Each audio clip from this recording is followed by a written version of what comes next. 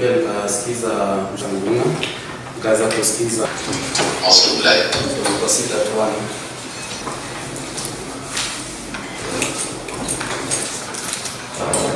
Good afternoon, John. Present staff matter for the defendant. Kuna watu ambao wengine wanatafutwa na yule ambaye anachunguza kesi na hawajaweza kupatikana. Chenye waliweza kufanya kwa hii mauaji haijulikani, na kama wanaweza wasaidia kutoroka pia haijulikani.